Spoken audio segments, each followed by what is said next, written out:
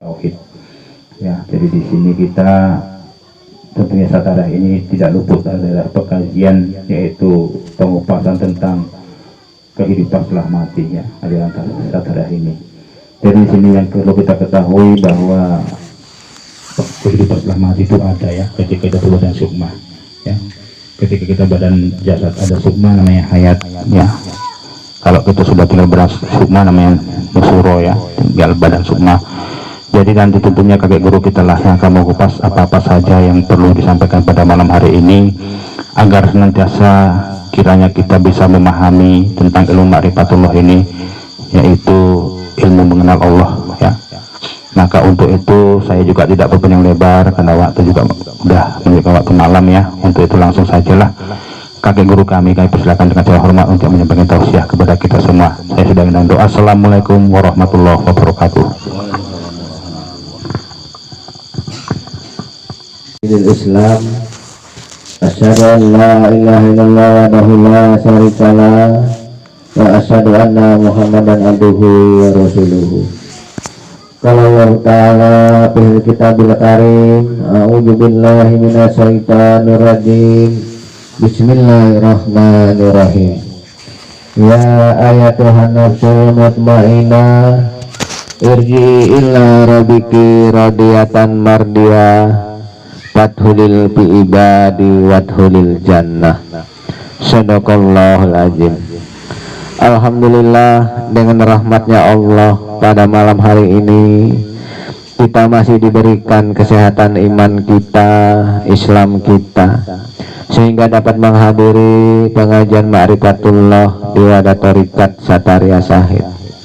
Mudah-mudahan apa yang kita kaji pada malam hari ini semoga bermanfaat untuk diri kita, agar diri kita lebih baik melangkah ke depan, lebih dewasa pola pikirnya, lebih bijak perbuatannya untuk menghadapi kehidupan di dunia ini sampai kehidupan di akhirat nanti, yaitu hidup setelah mati. Wahai saudaraku yang hadir pada malam hari ini, sesungguhnya manusia itu dituntut oleh Allah, disuruh kembali kepadanya. Karena tiap-tiap umat muslim yang meninggal dunia, di antara saudaranya mendoakan kepada yang meninggal dengan bahasa yang tenar yang selalu kita dengar, yaitu innalillahi wa inna ilaihi raji'un, yang datang daripada Allah kembali kepada Allah. Tapi karena ini nggak dipelajari oleh kita semua, kurang memahaminya, sehingga nggak tahu yang mana yang datang dari Allah itu. Jawaban orang yang nggak ngaji, ya rohnya, kan begitu kan, itu jawabannya. Tapi Allah memberikan jawaban sendiri untuk manusia dengan ayat yang kakek bacakan tadi. Ya ayatuhan nafsul mutmainnah, hai jiwa-jiwa yang baik. Kalau bahasa Indonesia jiwa, kalau bahasa Jawanya hai sukmo-sukmo sing bagus. Begitu. Sukmo kalau bahasa Jawanya, kalau bahasa Indonesia jiwa. Kalau bahasa Arabnya nafsu. Ya ayatuhan nafsul mutmainnah, hai jiwa-jiwa yang baik. Irji'i ila rabbiki radiyatan mardiyah, kembalilah kamu kepada Allah dengan hati yang ridho dan ridhonya. Jadi jawaban Allah ini yang disuruh kembali kepada Allah itu apanya? Jiwanya, bukan ruhnya, ya, tapi jiwanya. Apa bedanya jiwa dengan ruh? Perlu nanti kita buka, ya.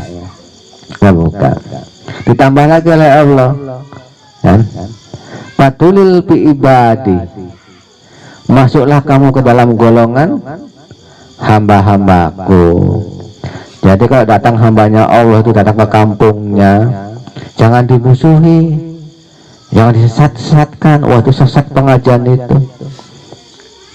Quran menyuruh kita fatulil bi ibadi, masuklah kamu ke dalam golongan hambaku. Jadi kalau datang hambanya Allah di kampung kita, tahu hambanya Allah, dia itu mendakwakan agama, bukan perjuangan Nabi Muhammad untuk kepentingan umat manusia, namanya hambanya Allah. Nabi Muhammad hambanya Allah apa enggak? Hambanya Allah. Yang meneruskan Nabi Muhammad hambanya apa enggak kira-kira? Hambanya. Kalau datang siapapun orangnya di antara kita, di antara saudara kita, baik dari golongan apapun, datang di kampung kita, ya, menyampaikan agama dengan baik, nggak merusak lingkungan, nggak merusak paham, ya, maka kita wajib mengikutinya. Fathulil bi ibadi, masuklah kamu dalam golongan hambaku. Jadi orang-orang yang nggak menghina hambanya Allah, yang dalam golongan hambanya Allah, Allah tawarkan kepada manusia itu, wadhulil janati, masuklah kamu ke dalam surga-surgaku. Jadi kalau ingin masuk surga bukan banyak ibadah kata Allah, tapi yang masuk dalam golongan hambanya. Jadi kalau masih dalam golongan hambanya Allah tadi itu, hambanya Allah yang macam mana yang boleh dimasuk itu? Hambanya Allah yang jiwanya baik. Karena jiwa yang baik itu yang bisa kembali kepada Allah. Ada sekarang mengaku hambanya Allah itu banyak ibadahnya, bodinya itu macam ustadz, macam kiai, pakai sorban, pakai jubah, jenggotnya panjang lah, itu ada. Tapi batinnya busuk sekali. Nah, orang lain kafir, sesat, berdoa, kotor hatinya. Dari hati yang kotor itulah keluar dari lidah pula bahasa-bahasa yang tidak mengenakkan kepada orang lain. Yang sedihnya lagi bukan orang lain lagi yang dikatakan kafir, bapak kandungnya yang nyekolahkan, yang dulu menggundureni, yang ngasih doa kepada anak waktu ngasih nama, dikatakan kafir pula. Itu ada itu sekelompok yang macam gitu itu. Jadi yang boleh dimasuki hambanya Allah tadi, boleh diikuti, yaitu jiwa-jiwanya yang baik. Jiwa yang baik itu adalah seorang jiwa yang sifatnya pemaaf, sifatnya pemelihara, sifatnya damai dengan apapun. Dengan apapun harus damai. Enggak boleh kita bermusuhan oleh siapapun. Karena makhluknya Allah di muka bumi ini, baik golongan yang gaib ataupun yang jahir, semua itu ditentukan oleh Allah sebagai kehidupan di muka bumi ini, sebagai yaitu cerita ataupun sandiwara. Nah, katakan oleh Allah, sesungguhnya dunia ini adalah panggung sandiwara permainan belaka. Kampung ada lebih baik bagi kamu jika kamu tuh mengetahui ya. Surat An'am ayat berapa? Nanti kamu tahu, baca sendiri ya.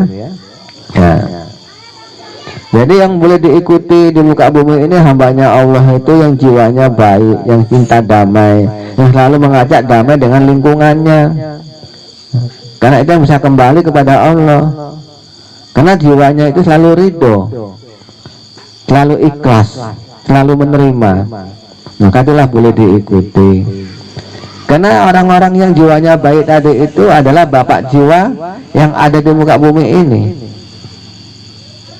Jadi kalau jiwa kita tuh nggak tahu bapaknya, siapa bapak jiwa kita, nanti kenapa pulang ke alam jiwa, alam gaib sana nanti nyasar, nggak bisa kembali kepada Allah.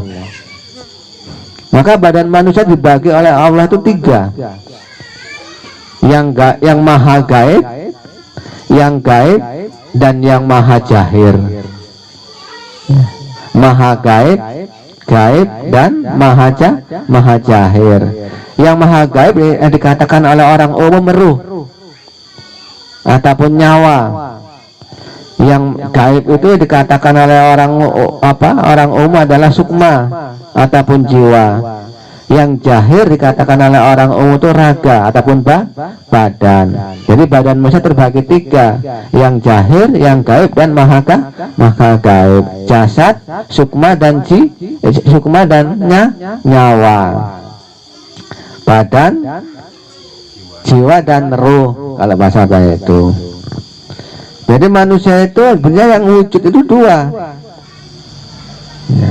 Karena sukma yang jiwa apa tadi, nyawa tadi nggak berwujud, laisa kamisli lihi. Jadi yang wujud itu yang nampak itu dua, yang satu jahir namanya jasad, yang satu gaib namanya jiwa. Jiwa inilah yang perlu mengaji, yang perlu belajar, yang perlu latihan, bahkan yang disolati, yang disuruh sholat apa.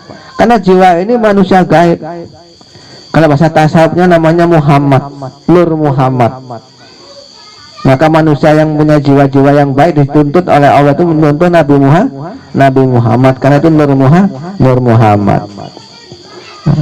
Maka jiwanya dituntut oleh Allah itu disuruh nuntut ilmu, karena jiwa ini bakal kembali kepada Allah dengan membawa pertanggungjawaban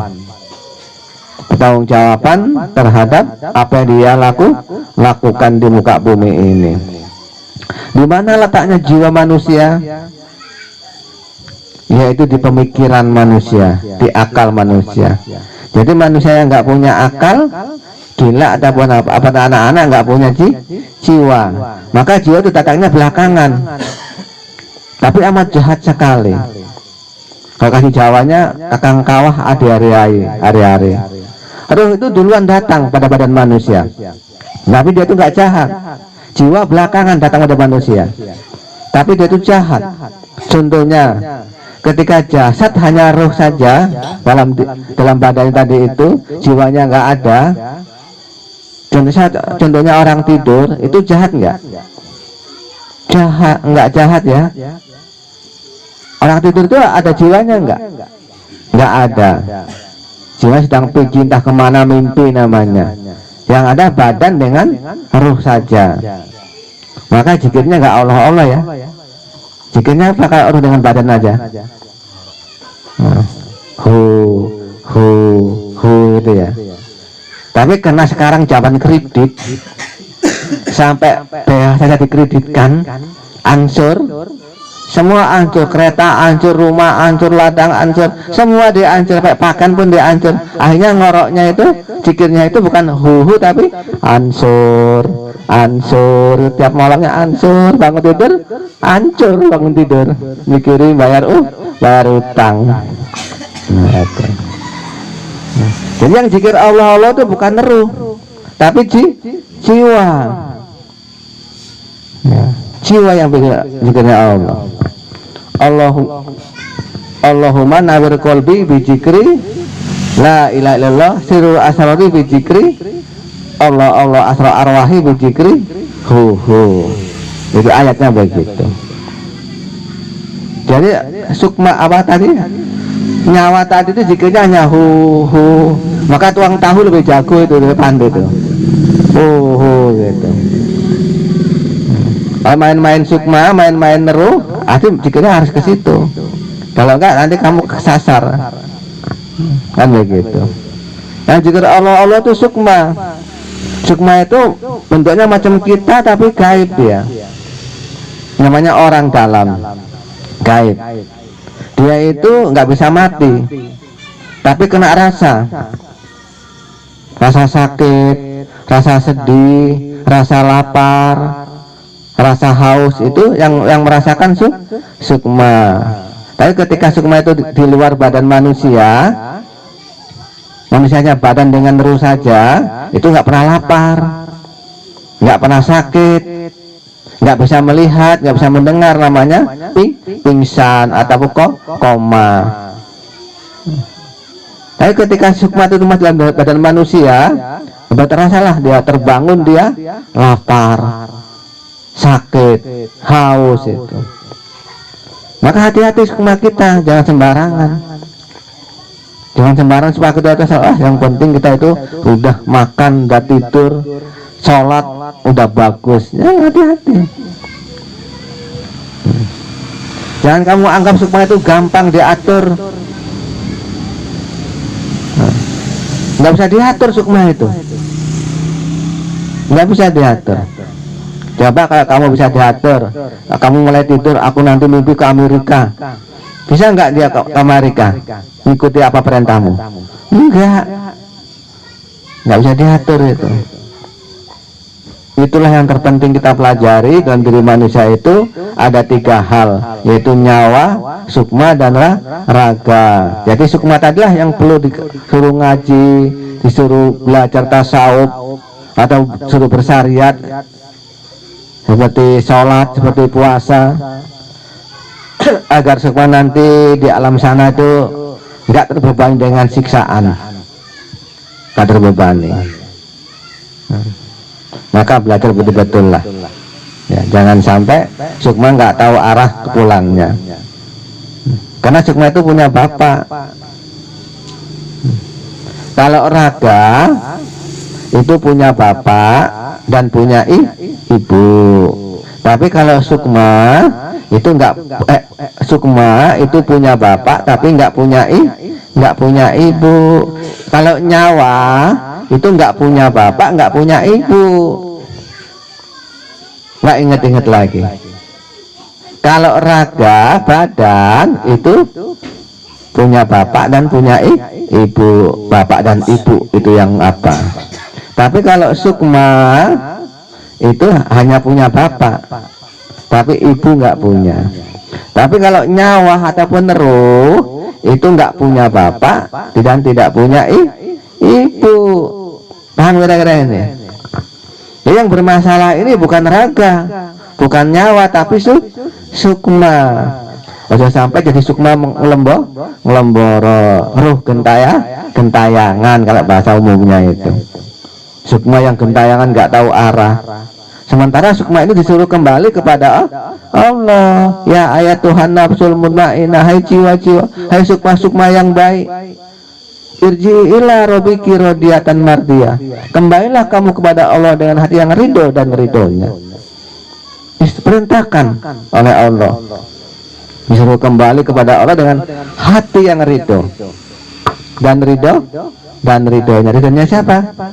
Ridhonya bapak jiwanya, namanya walinya. Karena amal yang paling baik di alam gaib sana bukan sholatnya, bukan puasanya, bukan jihadnya, bukan hajinya, bukan zakatnya, tapi ibadah yang paling baik di alam sana itu sholat yang ada ridhonya Allah, puasa yang mendapat ridho, jihad yang mendapat ridho, haji yang mendapat ridho. Jadi kalau kamu mengharapkan mendapat ridhonya Allah, kamu cari di mana? Contohnya begini, kalau kamu ingin buah rambutan, yang kamu datangi pohon apa? Pohon rambutan. Jangan datangi pohon durian ya, nanti salah, nggak dapat. Kalau kamu ingin buah kelapa, yang kamu datangi pohon apa? Pohon kelapa. Kalau kamu ingin mendapatkan ridhonya Allah, kamu datangi siapa? Wali-walinya. Kan ridhonya Allah di atas ridho wali. Ridho lillah wa ridho wali-walidah lain. Ibadah apapun yang nggak ada walinya, nggak dapat ridhonya Allah, karena nggak ada stempel walinya, nggak ada pertanggung jawabannya. Apalagi zaman sekarang, nggak perlu punya guru, yang penting aku udah beli kitabnya. Ibadah semua diambil dari kitab-kitab, bahkan walinya unik lagi, Mbak Google walinya. Ini membahayakan pada kita nanti waktu alam gaib. Memang bagus dipelajari kitab itu, tapi harus disahkan kepada walinya, biar ada pertanggung jawabannya. Andai kata kita nanti ngambil ibadah kita dari kitab-kitab, yang kita ambil belajar sholat dari kitab, nggak dari guru ngaji, nanti puasa apapun dari kitab, semua dari kitab, nggak dari guru ngaji, nanti Allah kritik pada orang-orang yang nggak memerlukan manusia, nggak memerlukan wali tadi. Allah kritik. Apa kritikannya? Lam yakunil ladzina kafaru min ahlil kitab wal musyrikina binari jahannam. Orang-orang yang musyrik itu orang-orang yang ahli kitab. Hanya gitu. Gimana ayatnya Pak bahasa Indonesianya? Lam yakunil ladzina kafaru min ahli kitab. Orang-orang yang kafir itu orang yang ahli kitab. Wal musyrikina, dia itu musyrik. Binari jahanam, yaitu pengisi neraka jahanam. Jadi kalau kita ambil ibadah dari kitab-kitab, walaupun kitab itu sah ditulis oleh orang, tapi orang udah mati, yang tanggung jawab siapa? Kan nggak ada. Maka nanti apa kita amalkan itu nanti nggak ada artinya, mardut kalau bahasa apanya, sia-sia. Nah, katakan musyrik. Contoh begini, ambil primbon, beli kamu primbon, lalu kamu pelajari primbon. Situ banyak doa-doa untuk ini. Jangan pelajari. Bisa nggak doanya dimanfaatkan?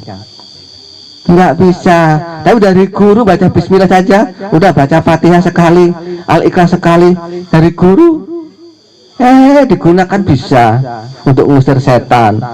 Setannya nyuri sambal belacan kan, sambal terasi, diusir dengan Fatihah. Al-Fatihah lari dia, nggak jadi makan sambal setannya kan gitu.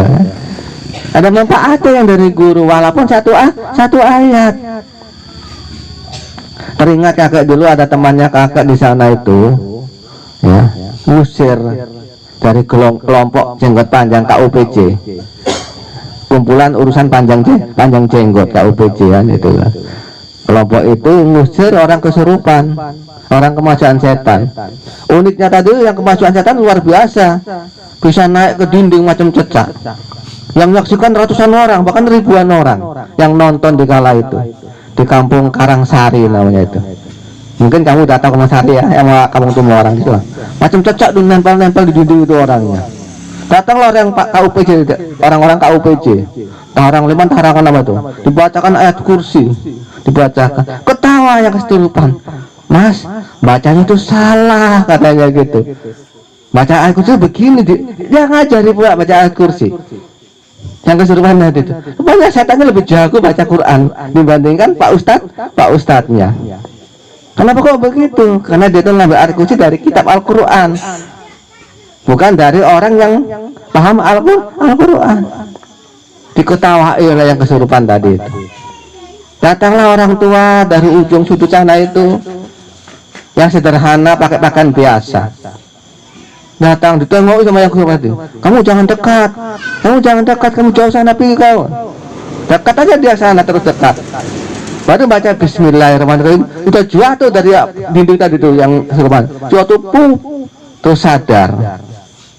Baru baca Bismillah, belum lagi dibacakan panjang-panjang ayatnya. Baca kawan kami KUPJ tadi itu banyak kan baca ayatnya itu, dengan tajwidnya yang indah sekali. Bismillahirrahmanirrahim, ke Arab-Araban lah orangnya itu baca, diketawain. Ini orang ngapak Bismillahirrahmanirrahim, jatuh yang kesurupan dari dinding tadi yang lengket di dinding. Itulah, itu saksi mata kakak itu melihat gitu ya. Maka harus semua ibadah itu punya wali, karena ridhonya wali itulah yang diridhoi oleh Allah. Jadi ibadah yang baik di akhirat nanti bukan sholatnya, bukan puasanya, tapi puasa dan sholat yang mendapat ridhonya Allah. Jadi kalau ingin mendapatkan ridhonya Allah itu harus punya wali, karena ridhonya Allah di atas ridho para wali-walinya. Ridho lillah wa ridho wali-walidain. Wali Allah itulah bapak jiwa daripada kita. Jadi orang yang nggak punya wali Allah dalam agamanya berarti jiwanya nggak punya bapak. Ketika kembali ke alam gaib sana, kemana dia itu akan melangkah? Pasti dia itu kesasar. Bayangkan di alam gaib sana itu, alam kegelapan itu alamnya jin. Kalau bahasa Arabnya alam barjah, alam perbatasan antara gaib dengan jahir. Di situ banyak makhluk-makhluk yang buas, yang berbentuk hewan-hewan buas, yang dikatakan jin. Jin itu musuh kita, karena jin itu cucunya daripada iblis. Kita cucu daripada Adam dan iblis dari dulu musuh bebuyut, sampai buyut itu bermusuhan. Kita sendirian jiwa, pulang ke sana, ke alam jiwa sana, melewati alam jin, jumpa sama cucunya iblis. Loh, ini kan cucu Adam sendirian. Wah, pas pula tuh bawa oleh-oleh ini, dirampok sama jin, dihabiskan di pahala-pahalanya, disiksa lagi dia, dihajar sampai hampir mati. Di sana gak ada hukum mati, sampai hari kiamat disiksa dia sama kelompok jin tadi itu. Seperti seekor babi masuk kampungnya orang muslim, masuk masjid lagi, macam mana kira-kira? Seekor babi masuk kampungnya orang muslim, habis itu masuk masjid lagi, lewati masjid. Macam mana nasibnya babi itu? Dari mulai kakek bungkuk sampai nenek bungkuk sampai cucu yang paling kecil ngejar-ngejar babi tadi itu mbak kayu, mau dibunuh kan? Karena begitulah kita itu di alam jin sana itu. Kalau cucunya Adam namanya jiwa, kalau cucunya iblis namanya jin. Jin dan jiwa itu satu bangsa. Cuma jiwa itu pernah bersemayam di dalam diri manusia. Tapi kalau jin nggak punya jasad, nggak dikasih raga, maka dikatakan jin. Ketika mulai dikasih raga namanya janin. Ketika dibunuh dengan badan namanya jiwa. Begitu pengertiannya. Dewa saudaraku yang hadir pada malam hari ini, cobalah kamu renungkan tentang dirimu sendiri. Karena suatu saat nanti pasti kamu akan dituntut disuruh kembali kepada Allah ketika nyawa sudah meninggalkan badan kita. Namanya meninggal dengan doanya innalillahi wa inna ilaihi rajiun. Yang datang daripada Allah kembali kepada Allah. Yang datang kepada Allah apanya? Jiwanya disuruh kembali kepada Allah dengan hati apa? Hati yang ridho dan ridhonya. Mudah-mudahan kita selamat dunia dan akhirat. Itulah harapan kita. Jangan sampai di dunia ini dibodoh-bodohi oleh setan, dibodoh-bodohi setan, dibodoh-bodohi oleh hewan. Jangan sampai dibodoh-bodohi. Karena manusia dikasih akal oleh Allah, disuruh berpikir. Apalah taktilun, apakah kamu tidak berpikir, katanya. Disuruh berpikir bagaimana ke depan, bagaimana setelah mati nanti. Mbak contohlah surat Al-Jumar menerangkan, surat Al-Jumar itu menerangkan sesungguhnya tidur itu sebahagian daripada mati. Sesungguhnya mimpi itu sebahagian daripada alam gaib. Mimpi itu sebahagian daripada alam gaib. Ketika kamu tidur lalu mimpi dikejar-kejar ular mau dimakan, atau mimpi dikejar-kejar buaya mau dimakan, itu takut nggak kalau kita waktu tidur?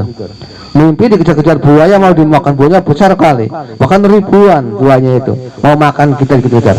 Kemana pun kita lari tetap dapat oleh mereka mau dimakannya. Takut nggak? Ketika ketakutan untung saja bangun, akhirnya mimpinya pun hilang. Hanya mimpi katanya, untung bangun ketakutan. Gemetarannya apa? Mimpi kejar buaya mau dimakan, baru mimpi. Nanti kalau kamu tidur panjang namanya mati, kamu mimpi apa? Nanti kata mimpinya sama dengan yang mimpi waktu kamu tidur, bagaimana? Nggak bangun-bangun lagi sampai hari kiamat. Nanti kamu disiksa oleh Allah melalui buaya-buaya buas yang makan kamu. Udah ditelan kamu dimakan, dikeluarkan lagi, tetap kamu hidup disiksanya. Memang nampaknya mimpi, tapi nggak bangun lagi, namanya udah mati. Yang mimpi tadi itu, ini yang kita takuti. Ketika kamu tidur panjang namanya mati, kamu mimpi apa di dalam tidur panjangmu itu? Untung-untung mimpi pacaran, ada perempuan cantik, wah lumayan. Sampai hari kiamat nggak terasa lamanya bentar aja. Nah, mimpi dikejar-kejar ular, dibelit ular, ada mimpi nyasar kemana-mana, begitu kan? Ya mudah-mudahan kita semua pada malam hari ini menyadarilah, baik kaum perempuan atau kaum laki-laki sama saja. Bila bangun jiwanya,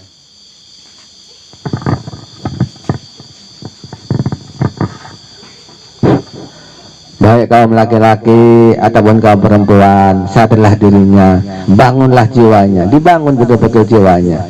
Jangan sampai jiwa kita itu tertipu oleh yang lain-lain, kecuali kita itu nggak mau belajar. Tapi kalau masih mau belajar, masih mau dibimbing, insya Allah jiwa kita akan lurus kepada jalan kembali kepada Allah. Itulah harapan kita pada malam hari ini. Udah saudara kita semua, bimbinglah jiwanya sampai pada akhir hayatnya. Usikum wa nafsitakullaha. Kakak tutup dengan doa. Assalamualaikum warahmatullahi wabarakatuh. Waalaikumsalam warahmatullahi wabarakatuh. Alhamdulillah, Bapak Ibu kami sekalian, para jemaah saudara sahih yang kami hormati dan muliakan, itu barusan kita sama-sama mendengar tausiah kakek yang begitu singkat namun padat ya, yang mengupas tentang jiwa-jiwa kita ya, yang mana kakek guru kita telah menyampaikan kepada kita manusia itu dibagi tiga, ada raga, ada jiwa, dan ada nyawa.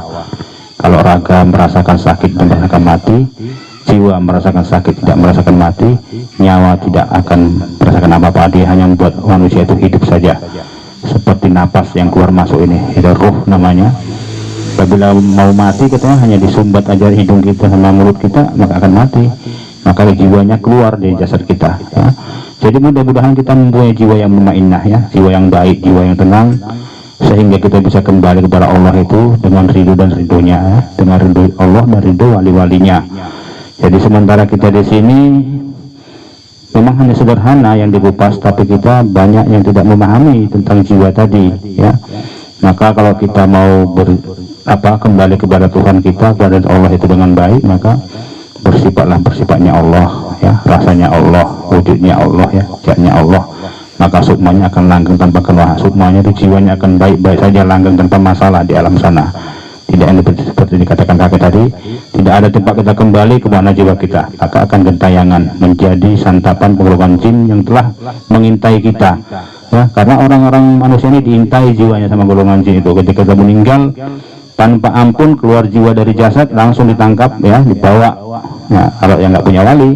Tapi kalau kita punya kampung tempat kembali, punya kuburan arwah namanya, mudah-mudahan setelah keluar jiwa atau ruh dari jasad kita, maka langsung disambut para wali Allah. Kita dikibari bendera putih, dibawa diarak ke alamnya Tuhan itu namanya ya, yang mana sebenarnya wali-wali Allah memiliki surga ya, bukan Allah itu wali-walinya tadi yang memiliki surga itu. Masanya berkumpul di surga-surganya Allah kita di sana dan mendapat lagi tempat yang terbaik di alamnya. Jadi mungkin pengajian kita tutup sampai di sini ya. Maaf orang yang datang dari air Joman terlambat juga ini ya. Kami ini hanya pucuk-pucuknya aja nggak apa-apa ya Pak ya. Pangkalnya lain kali aja ya kan. Ya mudah-mudahan dengan tadi tausiah kakek itu kita bisa memahami ya, kita bisa mengamalkan. Siapa yang kira-kira berminat ya mau masuk agamanya Allah ya, mau kembali jiwanya yang menjadi mutmainnah, marilah sama-sama kita bersama-sama untuk belajar ya, saling mengetahui, saling mendidik ya, saling menasihati satu sama lain agar nantiasa kita selamat dunia wal akhirat.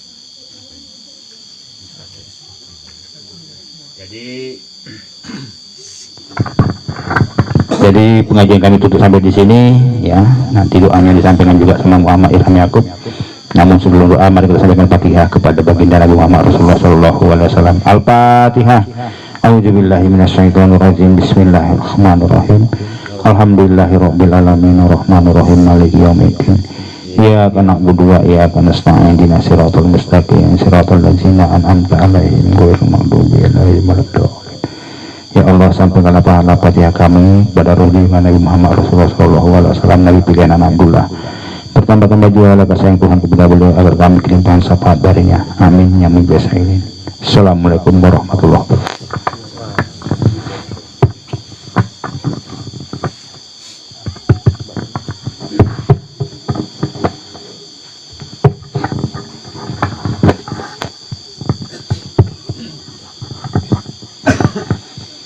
أعوذ بالله من الشيطان الرجيم.